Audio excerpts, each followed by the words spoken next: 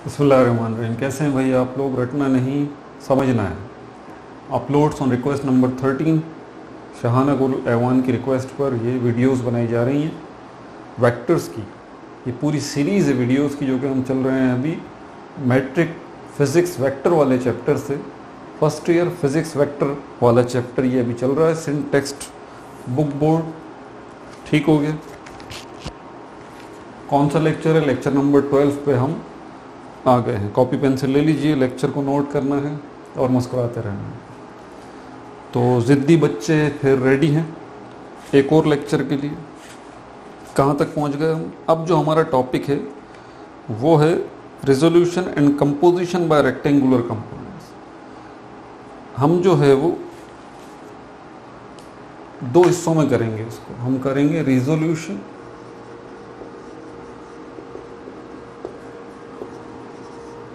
Of a vector. अब आप कहेंगे सर ये मैट्रिक फिजिक्स में हम कर चुके हैं, वेक्टर वाला चैप्टर जो है उसके अंदर हम रेजोल्यूशन ऑफ वेक्टर कर चुके हैं। कोई तो फ़र्क है ना भाई। पहले तो इस बात को रियलाइज़ कीजिए आप कि मैट्रिक में वेक्टर वाले चैप्टर में आपके पास resolution of a vector and composition of a vector वाला टॉपिक मौजूद है। फर्स्ट ईयर में क्यों दिया गया? कॉमन सेंस की बात है भाई। यकीनन इसमें कुछ एडवांसमेंट अब हो रही है। पहले तो आप इस फ़र्क को समझ लीजिए। बच्चे देख के बोलेंगे यार ये तो हम कर चुके हैं, अब इसको दोबारा क्या करना? नहीं नहीं नहीं, ज़रा समझिए फ़र्क क्या है। जो मैट्रिक में आपने किया था, रेजोल्यूशन का मतलब है एक वेक्टर को तोड़ देना, ठीक है, उसके बच्चा वेक्टर्स में, यानी कि उसके बच्चों में, जिनको हम कंपोनेंट वेक्टर्स कहते हैं, ठीक है। एक वेक्टर को दो उसके कंपोनेंट में तोड़ देना, ठीक है, ये हमने किया था। और रिजोल्यूशन वाले टॉपिक में और फिर कंपोजिशन वाले टॉपिक में हमने उन दो वेक्टर्स को जोड़ के पेरेंट वेक्टर बनाया था। यही सिर्फ हमने किया था मैट्रिक में। ये फ़र्क जहन में रखें सबसे पहले। तो मैट्रिक में क्या किया था? एक वेक्टर को लिया था और उसके दो पीस कर दिए थे, जिसको हम कहते हैं रेजोल्यूशन ऑफ अ वेक्टर। और कंपोजिशन ऑफ अ वेक्टर वाले टॉपिक में मैट्रिक में हमने क्या किया था? उन्हीं दो पीसेस को दोबारा जोड़ के ओरिजिनल वेक्टर हमने बनाया था। ये हमने किया। लेकिन अब जो हम कर रहे हैं resolution of a vector and composition of a vector, इसके अंदर एक वेक्टर के दो टुकड़े आप नहीं कर रहे, एक वेक्टर के दो पीसेस आप नहीं कर रहे, बल्कि आपके पास एक से ज़्यादा वेक्टर्स हैं। ये बड़ा अहम फ़र्क है, नोट कर लें। फर्स्ट ईयर में जो आप ये टॉपिक पढ़ रहे हैं रेजोल्यूशन का और कंपोजिशन में, इसमें एक वेक्टर नहीं है, एक से ज़्यादा वेक्टर्स हैं। दो हैं, तीन हैं, चार हैं, उन सब को आप उनके कंपोनेंट में तोड़ रहे हैं। तो सर ये कौन सी नई बात हो गई? पहले एक वेक्टर था, अब दो वेक्टर होंगे। पहले एक वेक्टर से दो कंपोनेंट बने, अब दो वेक्टर से चार बन जाएंगे। तीन वेक्टर हैं तो 6 कंपोनेंट बन जाएंगे। उनको जोड़ के दोबारा पहला, दूसरा, तीसरा वेक्टर बना लेंगे। फ़र्क क्या है? फ़र्क है एक टॉपिक हम कर रहे हैं जिसको हम कहते हैं addition of vectors. Addition of vectors. आपको याद होगा इसमें हम वेक्टर्स को प्लस कर रहे हैं, ऐड कर रहे हैं। वेक्टर्स को कैसे कर रहे हैं? ग्राफिकल मेथड है। ग्राफिकल मेथड कौन सा है? जिसमें तस्वीरें बन रही हैं, पेंसिल और स्केल लेके और डी लेके, उसके ज़रिए आप एक वेक्टर को दूसरे वेक्टर से जोड़ रहे हैं, तीसरा वेक्टर है और ये रिजल्टेंट आपको मिल रहा है। किसके नतीजे में मिल रहा है? इन वेक्टर्स को ग्राफिकली ऐड करने की सूरत में। वो ग्राफिकल था। अब जो आप कर रहे हैं एडिशन ऑफ वेक्टर्स, इसमें आप क्या कर रहे हैं? इसमें आप वेक्टर्स को जो ऐड करेंगे वो एनालिटिकल करेंगे। जी, एनालिटिकल क्या है? एनालिटिकल मतलब फॉर्मूलाज के ज़रिए। अब आप कहेंगे सर ये भी हम टॉपिक कर चुके हैं एनालिटिकल मेथड वाला, तो पहले आप करवा चुके हैं, ये रहा इसके अंदर। फंस गए ना? देखिए फ़र्क है ना कोई ना कोई। बच्चे उलझ जाते हैं, उनको समझ में नहीं आता। यार एनालिटिकल हम कर चुके, शुरू में ही तो है। ये रहा पेज नंबर, कहाँ पर है? शुरू में ही मौजूद है। एडिशन ऑफ वेक्टर्स के अंदर सिंटेक्स बुक बोर्ड में पेज नंबर 14 पे analytical determination of resultant of two vectors and its direction. ये भी एनालिटिकल मेथड है। फ़र्क क्या है, ये फ़र्क ज़रा जहन में रख ले। वो जो आपने मेथड पढ़ा था वो सिर्फ 2 वेक्टर्स के लिए था। जी जनाब, वो जो फॉर्मूला आपको मिला था उस वक्त वो सिर्फ 2 वेक्टर्स के लिए था। गड़बड़ मत कर दीजिएगा, ये बड़ी बारीकियां हैं वेक्टर्स की, तो फ़र्क रखिए। एनालिटिकल मेथड जो है वो हमारे पास, analytical method of vector addition जो है वो क्या है, इसको नोट कर लें। एनालिटिकल मेथड जो है ये भी एनालिटिकल मेथड है, इससे पहले वाला भी किया है आपने एनालिटिकल मेथड। बच्चे जब प्रॉब्लम सॉल्व कर रहे होते हैं ना तो बड़ी गड़बड़ कर देते हैं, वो समझ ही नहीं आती उनको ये बात कि आया 2 वेक्टर्स के लिए एनालिटिकल मेथड का वो जो फॉर्मूलाज थे, फिर ये कौन से फॉर्मूलाज हैं। अजीब खिचड़ी पक गई है। खिचड़ी इसलिए पकी है क्योंकि आप तरतीब से नहीं चल रहे। ये जो एनालिटिकल मेथड हमारे पास 2 हैं, मैंने पहले भी जॉट डाउन करवाई थी ये बात। एनालिटिकल मेथड के अंदर आप वेक्टर्स को ऐड तो करते हैं, लेकिन ये 2 हैं। कौन कौन से? एक वो है जिसके अंदर 2 वेक्टर्स हैं, ओनली 2 वेक्टर्स को आप ऐड कर रहे हैं फॉर्मूलाज के जरिए। ये है मोर देन 2 वेक्टर्स। अब जो हम करने जा रहे हैं मोर देन 2 वेक्टर्स। जी, इससे पहले वाला जो आपने किया एनालिटिकल मेथड, उसमें जो फॉर्मूलाज मिले वो सिर्फ 2 वेक्टर्स के लिए। अगर 2 से ज़्यादा वेक्टर्स हों तो graphical method, head to tail rule तो है, आपने किया भी है। एनालिटिकली कैसे करेंगे? 2 या 2 से ज़्यादा वेक्टर्स अगर आपके पास हो जाएं, 2 नहीं 2 से ज़्यादा वेक्टर्स अगर आपके पास हो तो एनालिटिकल मेथड कैसे करेंगे? ये वाला तो हो चुका, ये रहा मोर देन 2 वेक्टर्स वाला। ये resolution and composition of vector के अंदर हम 2 से ज़्यादा वेक्टर्स को ऐड करना सीखेंगे एनालिटिकली। अगर आप तरतीब से चलेंगे ना तो आपको बड़ा मज़ा आएगा वेक्टर्स को सीखने में। अगर आप तरतीब से ना चले और शॉर्टकट में देखा, कोई ये वीडियो उठा ली, कोई वो वीडियो उठा ली, कोई ये टॉपिक उठा लिया, कोई वो, नहीं भाई, मैं बार बार बता चुका हूँ, पागल दीवाने लोग नहीं हैं जिन्होंने फिजिक्स की बुक के अंदर 2nd चैप्टर के अंदर ही वेक्टर को रखा है और इतना बड़ा रखा है, इतनी एग्जाम्पल्स रखी हैं और इतनी प्रॉब्लम्स रखी हैं। यार कोई तो बात है, सोचे तो सही ज़रा। इतना बड़ा चैप्टर बनाया, शुरू में ही रखा है। ये बात, मेहनत करें इसके ऊपर। ये टॉपिक बोलता है वेक्टर वाला, मेहनत करो मेरे ऊपर, मैं तब इधर आऊँगा जहन में, वरना नहीं। और जो बच्चे नए हैं वो सीखना चाहते हैं, बंद करें इस वीडियो को, मैट्रिक की फिजिक्स निकालें, भले आप 1st ईयर में या 2nd ईयर में, भले आप एंट्री टेस्ट की तैयारी कर रहे हैं, मैट्रिक वाले वेक्टर्स निकालें। प्लेलिस्ट पड़ी हुई है, सुकून से बैठ के सारी वीडियोस देखें, कॉपी पेंसिल लेके लेक्चर्स को नोट करें। ठीक है भाई, तो आपको रेजोल्यूशन ऑफ अ वेक्टर फ़र्क समझ में आया मैट्रिक और 1st ईयर का। दूसरी बात, आपको पता चला कि इसके अंदर हम करने के जा रहे हैं, हम वेक्टर्स को ऐड करना जा रहे हैं इस टॉपिक के ज़रिए। कैसे ऐड करना चाह रहे हैं? क्या ग्राफिकली? नहीं, एनालिटिकली। कौन सा एनालिटिकली? क्या 2 वेक्टर्स? नहीं, 2 से ज़्यादा वेक्टर्स। 2 वेक्टर्स भी हो सकते हैं, 2 से ज़्यादा भी हो सकते हैं इस मेथड में जो कि हम करने जा रहे हैं। कैसे करेंगे ये भी आपको मैं बता देता हूँ। ठीक है भाई, तो इस टॉपिक की तरफ आ जाते हैं। Resolution and composition bye rectangular components. अब इसका मैं ज़रा मिटा दूँ, इसको नोट कर लिया आप लोगों ने? कर लिया सर, नोट भी कर लिया, माइंड भी बना लिया, सब कुछ हो गया। अब आगे चलिए।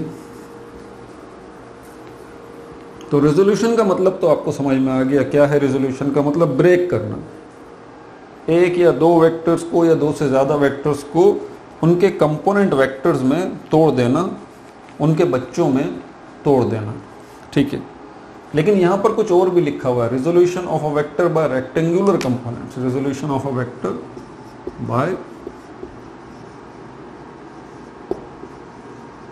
Rectangular component. बच्चों को ये बात समझ में नहीं आती कि ये रेक्टेंगुलर कंपोनेंट्स कौन से होते हैं। कंपोनेंट तो चले समझ में आ जाती है बात, वेक्टर के टुकड़े, वेक्टर के पीसेस, उन्हीं को कंपोनेंट कहते हैं। रेक्टेंगुलर क्यों कहा गया है इसको, इसकी मिसाल देके समझाता हूँ। एक वेक्टर है, ये रहा, ये ओरिजिनल वेक्टर है ए। अब इसके 2 कंपोनेंट कौन से होंगे? आप बोलेंगे सर ए एक्स और ए वाई। ये 2 वेक्टर हैं, 2 कंपोनेंट हैं इसके, ए एक्स और ए वाई। ये तो लिखे हुए हैं ना आपने, यहाँ कैसे पता चलेगा, यहाँ कैसे बनाएंगे? इसके 2 तरीके हैं। पहला तरीका क्या है, तरीके नहीं बल्कि स्टेप, 2 स्टेप। पहले तो आप ये एक्स एक्सिस और वाई एक्सिस में इसको ले आइए, अपने एक वेक्टर को, जो भी आपका वेक्टर है, जैसे कि ये वेक्टर है, कंपोनेंट इसके निकालने हैं। तो इसको पहले तो आप ये वाई एक्सिस और ये एक्स एक्सिस, ठीक हो गया भाई, ये आपके पास हो गया वाई एक्सिस और ये आपके पास हो गया एक्स एक्सिस। ये कोऑर्डिनेट सिस्टम है। Coordinate system X axis Y axis क्या होता है, इस पर पूरी वीडियो बनाई हुई है मैंने, मैट्रिक की प्लेलिस्ट में मिल जाएगी आपको। रेक्टेंगुलर कंपोनेंट के नाम से ही वीडियो बनाई है, देखें उसको, बड़ा मज़ा आएगा आपको। अब यहाँ पर जब हमने ये वाई एक्सिस और एक्स एक्सिस बना लिया, अब क्या करना है, एक लाइन जो है वो सीधी इससे परपेंडिकुलर 90 डिग्री ऐसे सीधी नीचे ले आइए, ये ले आया में, और इसी तरह एक लाइन जो है वो आप हॉरिजॉन्टली खींच लीजिए, ये खींच ली मैंने, ठीक हो गया। ये 2 लाइनें जब मैंने खींच ली तो ये 2 लाइंस जो हैं, ये जो लाइन है ये क्या है और ये जो लाइन है ये क्या है। ये जो लाइन है ये तो आपको पता है बिल्कुल, इसको हम क्या कहेंगे, ए वाई, यानी कि ये जो एक वेक्टर है, ये जो लाइन है वर्टिकली डाउन, ये क्या है आपकी, ये क्या है, ये वर्टिकल लाइन इस वेक्टर का y कंपोनेंट है, जिसको ए वाई मैंने कह दिया। y कंपोनेंट तो आ गया, x कंपोनेंट कहाँ है, जो कि ए एक्स है, ए वाई तो हो गया। ए एक्स कहाँ है, ए एक्स यहाँ बना हुआ है, लेकिन आप यहाँ नहीं रखेंगे उसको, नहीं, हमें ट्राइंगल पूरा करना है। ये इसी को नीचे लेके आएंगे, यहाँ देखिए ये बनाया ना आपने, इसी को ऐसे बिल्कुल नीचे ले आइए, पहले से ही बना हुआ है, वाई एक्सिस की वो लाइन पहले से ही बनी हुई, इसके ऊपर और बना दीजिए। अब ये जो आपके पास है, ये आपके पास ए एक्स आ गया।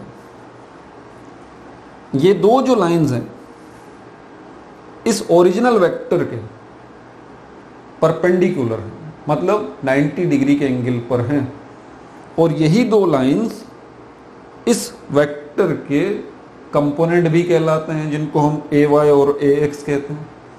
क्योंकि ये 2 कंपोनेंट ए एक्स और ए वाई इस ओरिजिनल वेक्टर के, पेरेंट वेक्टर के परपेंडिकुलर हैं, मतलब 90 डिग्री के एंगल पर हैं, इसी वजह से इनको कहा जाता है रेक्टेंगुलर कंपोनेंट। आज आपको पता चला, ये भी एंट्री टेस्ट में क्वेश्चन आ सकता है, इसीलिए इनको रेक्टेंगुलर कंपोनेंट कहा जाता है, ए वाई और ए एक्स।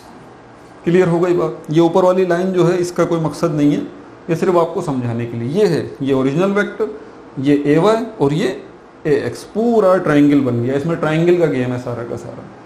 इसके ऊपर भी मैंने अलग वीडियो बनाई हुई है। ट्रिग्नोमेट्रिक रेशियोज बड़े ही अहम हैं, वो भी मैट्रिक की प्लेलिस्ट में मौजूद है, वो देख लीजिए अगर नहीं देखी तो, दिमाग की बत्ती जल जाएगी, आपको पता चलेगा। तो ये जो 2 कंपोनेंट बने हैं ये एक वेक्टर के बने हैं, समझ में आ गई बात आपको। तो हमने क्या किया है, ये हमने रिजॉल्व किया है इस ए वेक्टर को इसके कंपोनेंट वेक्टर में। ठीक है सर, ये तो हो गया, ये तो हम मैट्रिक में कर चुके। इन्हीं को दोबारा ज्वाइन करेंगे और इन्हीं के फॉर्मूलाज बनेंगे। कौन कौन से फॉर्मूलाज बनेंगे अभी बता देता हूँ आपको। ए वाई किसके बराबर होगा, ए साइन थीटा के, और ए एक्स किसके बराबर होगा, ए कॉस थीटा के। सर ये फॉर्मूलाज हम ड्राइव कर चुके हैं मैट्रिक में, नथिंग इज न्यू। कौन सी नई चीज़ बता रहे हैं आप, ये तो हम जानते हैं। अब ये तो एक वेक्टर है ना, इसका मकसद जहन में रखिए, resolution of a vector by rectangular components का, कि हम एडिशन ऑफ वेक्टर्स करने जा रहे हैं एनालिटिकल मेथड के जरिए, जिसमें हमारे पास 2 वेक्टर नहीं होंगे, 2 से ज़्यादा होंगे। 2 भी होंगे लेकिन 2 से ज़्यादा भी हो सकते हैं। कितने भी हों, 2 हों 200 हों, तो 2 भी हो जाएंगे 200 भी हो जाएंगे, कोई परेशानी नहीं। हम जो अपनी बुक में देखेंगे, आगे एग्जाम्पल भी करेंगे, उसमें हम सिर्फ 2 ही वेक्टर्स को रखेंगे। एक तो ये हो गया जिसके ये कंपोनेंट हमने बना लिए। एक वेक्टर जो है दूसरा ये बना लेते हैं, ये रहा, इसको मैं बी कह देता हूँ। इसके लिए भी मुझे फिर एक्स एक्सिस और वाई एक्सिस ड्रॉ करना पड़ेगा। ये वाई एक्सिस, ये एक्स एक्सिस, वाई एक्सिस, और ये हो गया हमारे पास एक्स एक्सिस। इस वेक्टर बी के लिए भी क्या करें, एक लाइन ये आपने वर्टिकली ड्रॉ कर दी और एक लाइन आप यहां सीधी ले आइए इसके ऊपर।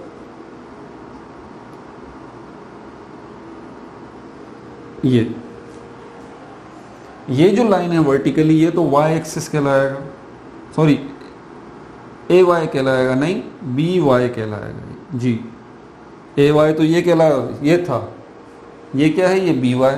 अब ये जो आपके पास है लाइन, ये क्या है, ये एक्स कंपोनेंट है इसका, लेकिन इसको आप नीचे लेके आएंगे, ये ट्राइंगल पूरा करेंगे, दोबारा आपके पास ये हो गया बी एक्स। और आपको पता है बी वाई और बी एक्स और ए वाई और ए एक्स के फॉर्मूलाज क्या हैं, पता है आपको। बी वाई किसके बराबर है, बी साइन थीटा के, और बी एक्स किसके बराबर है, बी कॉस थीटा के। ठीक हो गया भाई,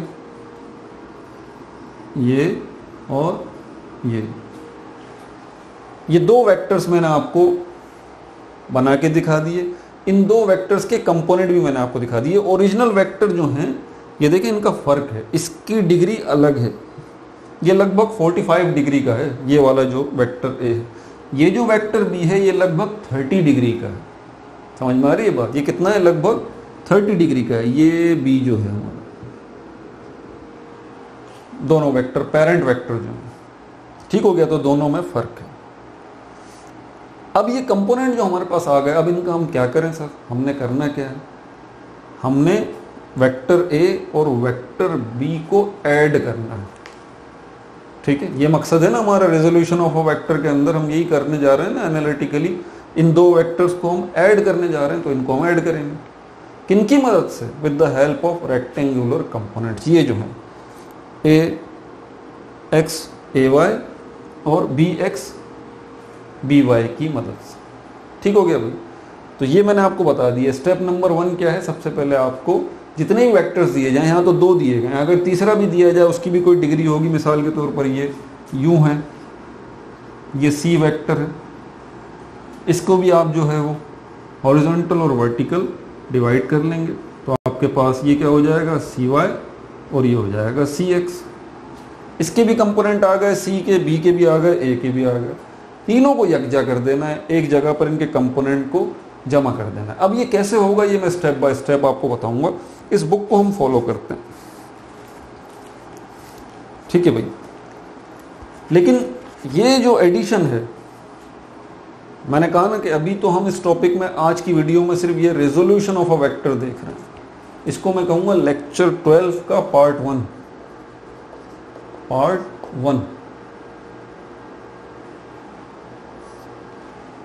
पार्ट 2 के अंदर जो है हम इसकी कंपोजिशन की तरफ जाएंगे। कंपोजिशन के अंदर हम ये देखेंगे कि इनको हम ऐड कैसे करेंगे और ऐड करके रिजल्टेंट कैसे फाइंड आउट करेंगे, ये हमारा टॉपिक डिस्कस होगा, composition of a vector by rectangular component method में। ठीक है, तो बहरहाल रिजोल्यूशन के अंदर हमारे पास जो है वो क्या होगा, और मज़ीद इसके अंदर क्या बात है, यहाँ पर हमारे पास ए एक्स और ए वाई दोनों मैंने आपको बता दिए। ठीक है, ए एक्स भी हो गया, ए वाई भी हो गया, ये मिटा दूँ मैं, सब कुछ मिटा दीजिए।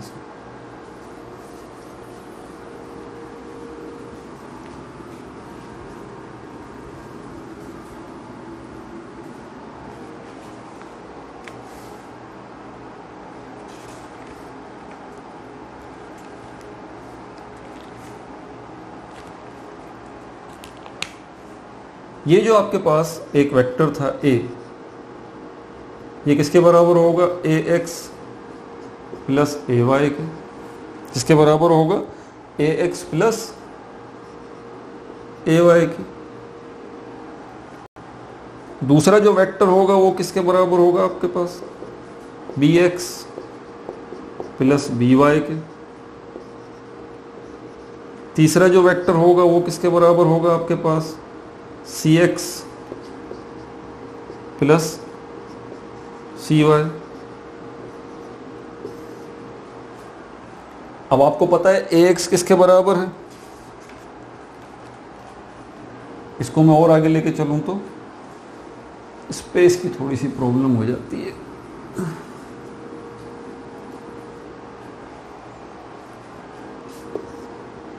इसी को 1 2 एंड 3, इसी को और आगे लेके चलूं तो ए किसके बराबर है हमारे पास,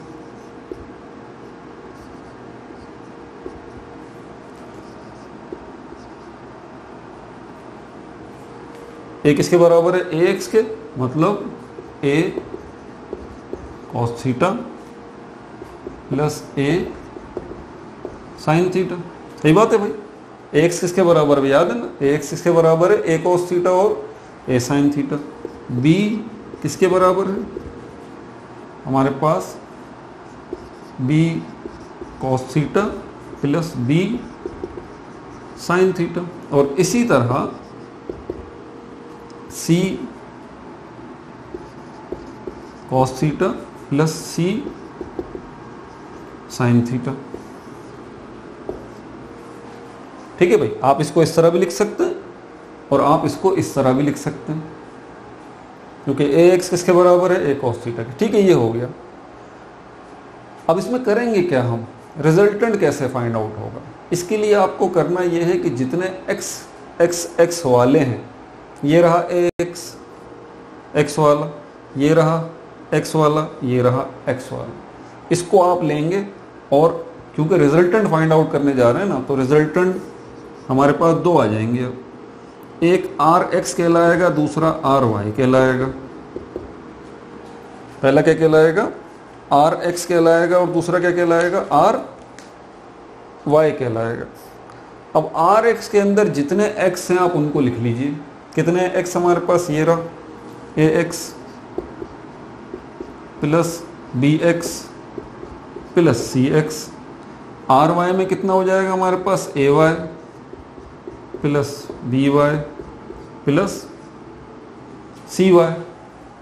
ठीक है भाई, इन्हीं को हम एक और तरीके से कैसे लिखेंगे, ऊपर मैंने लिखा हुआ है, उसमें आप क्या करेंगे, आर एक्स किसके बराबर हो जाएगा, A cos theta plus B cos theta plus C cos theta. और आर वाई किसके बराबर हो जाएगा आपके पास, A sine theta plus B sine theta plus C sine theta. ठीक है भाई, आर एक्स और आर वाई। अब ये आर एक्स और आर वाई क्या बनाएंगे, आर से आप बड़े अच्छे तरीके से वाकिफ है ना, ये मिटा दूं, आर रिजल्टेंट को कहते हैं। तो आर जो बराबर होगा वो किसके बराबर होगा, आर रिजल्टेंट को रिप्रेजेंट कर रहा है, इसमें आप R X plus R Y करेंगे। ठीक है भाई, क्या करेंगे, आर एक्स और आर वाई करेंगे। अब इसके लिए जो भी वैल्यूज होंगी आपके पास, अभी तो हमारे पास वैल्यूज नहीं है ना, अभी तो हम सिर्फ डेरिवेशन ही कर रहे हैं, तो जो भी वैल्यूज होंगी उनको आप लेंगे, इसके ऊपर स्क्वायर लगाएंगे, इसके ऊपर स्क्वायर, इसके ऊपर स्क्वायर। और स्क्वायर खत्म करने के लिए हम किसका सहारा लेते हैं, रूट का। तो ये हो जाएगा R X square plus R Y square. समझ में आ गई बात, यहाँ से रूट से ये कैंसिल हो जाएगा हमारे पास। तो ये आपके पास जो फॉर्मूला आएगा, ये क्या है आपके पास, कौन सा फॉर्मूला है, ये आपके पास रिजल्टेंट वेक्टर की मैग्नीट्यूड फाइंड आउट करने का फॉर्मूला है। जरा नोट कर लीजिए, क्या है आपके पास, ये रिजल्टेंट वेक्टर की मैग्नीट्यूड ये आपको दे रहा है। कनेक्शन देख रहे हैं आप, किससे क्या बना है, आर एक्स आर वाई कैसे आया, आर एक्स के लिए एक्स के जो कंपोनेंट थे वो लिखे हमने उसके फॉर्मूलाज की सूरत में, वाई के जो कंपोनेंट थे वो लिखे हमने उसके फॉर्मूलाज की सूरत में।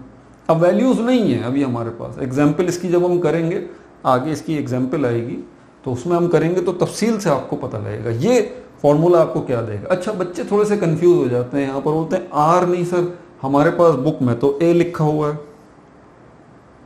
बी लिखा हुआ है, सी लिखा हुआ है, रिजल्टेंट को रिप्रेजेंट करने के लिए। भाई इससे फर्क नहीं पड़ता, इससे परेशान नहीं हो, नॉर्मली हम आर को ही ले लेते हैं। ठीक हो गया। अब ये जो फॉर्मूला है वो आपको रिजल्टेंट वेक्टर की मैग्नीट्यूड देगा। याद रहे, देखिए हमने 3 वेक्टर्स को ऐड करना यहाँ पे सीखा। ठीक हो गया। अब यहाँ पर जो हमारे पास है, ये बुक भी बेचारी इसका काफ़ी बुरा हाल हो गया है तो ये रहा।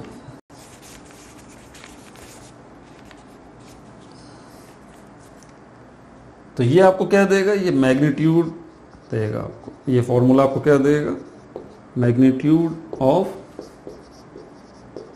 रिजल्टेंट देगा। ठीक है भाई।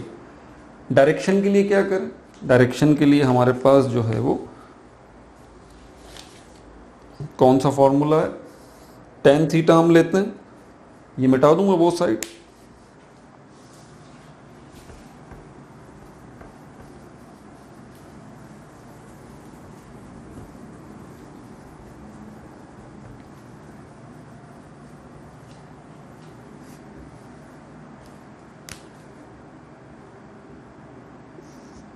थीटा बराबर है tan का इनवर्स माइनस आर वाई की magnitude divided by R X की मैग्नीट्यूड।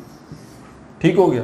तो ये जो फॉर्मूला आपको क्या देगा, ये डायरेक्शन देगा आपको रिजल्टेंट की, डायरेक्शन ऑफ रिजल्टेंट। तो शुरू में समझाने के लिए तो यकीनन हमने जो है वो ग्राफ भी बनाया और X axis Y axis arrow बना के दिखाया। वो जो ड्राइंग थी सारी की सारी वो सिर्फ आपको समझाने के लिए थी। समझ में आ गई बात। एक्चुअल जब प्रॉब्लम आएगी, मैंने कहा ना इसकी एग्जाम्पल हम डिस्कस करेंगे आगे, याद रखिएगा कि अभी इसकी एग्जाम्पल डिस्कस होना बाकी है जब तक कंपोजिशन वाला टॉपिक हमारा हो नहीं जाता। ठीक है। तो कंपोजिशन वाला टॉपिक और रिजोल्यूशन वाला टॉपिक शायद एक ही जगह हो गए, दोनों के दोनों। Addition of vectors by rectangular component, जी बिल्कुल। मैं अभी तक सॉरी मैं थोड़ा सा कंफ्यूज हो गया यहाँ पर। मैं यही सोच रहा था कि यार कहाँ गड़बड़ हो रही है। असल में मैंने दोनों टॉपिक ही कवर करवा दिया आपको इसी वक्त। आपको अंदाज़ा ही नहीं है इस चीज़ का, और मैं खुद भी अलग अलग वीडियोस बनाना चाह रहा था लेकिन एक ही वीडियो में काम निमट गया। कैसे निमट गया, मैंने आपको रिजॉल्व करना भी बता दिया, resolution of a vector by rectangular components, और मैंने आपको कंपोजिशन भी बता दी कि इनको कंपोज कैसे किया जाता है। समझ में आ रही है बात आपको। लेकिन थोड़ा सा इसमें कंपोजिशन अभी बात बाकी है। वैसे तो आपने देख लिया कंपोज का मतलब है इनको जोड़ना ना, तो जोड़ना तो मैंने आपको सिखा दिया अभी कि कैसे जोड़ेंगे। लेकिन यहाँ पर हमारे पास जो टॉपिक है इसके मुताबिक हम चलेंगे। यहाँ पर पेज नंबर 29 पे बहरहाल देखता हूँ, अगर मुझे लगा कि एडिशन वाले टॉपिक में मज़ीद जो है अभी कुछ बताना चाहिए या कंपोजिशन वाले टॉपिक में मज़ीद कुछ बताना। वैसे रिजोल्यूशन एंड कंपोजिशन दोनों हो चुके हैं इस टॉपिक इस वीडियो के अंदर। ठीक है। तो मेरे ख्याल में अब इसके ऊपर कंपोजिशन वाले टॉपिक पे कंपोज करके भी मैंने आपको बता दिया है कि कैसे कंपोज करेंगे, कैसे जोड़ेंगे और उससे हमें रिजल्टेंट कैसे मिलेगा। तो मेरे ख्याल में अब कंपोजिशन वाले टॉपिक को हम ख़त्म करते हैं। अब यहाँ पर डायरेक्टली हम इसकी एग्जाम्पल करेंगे लेक्चर 12 के पार्ट 2 के अंदर। अपना बहुत ज़्यादा ख्याल रखिएगा। Again no like no subscribe, only share.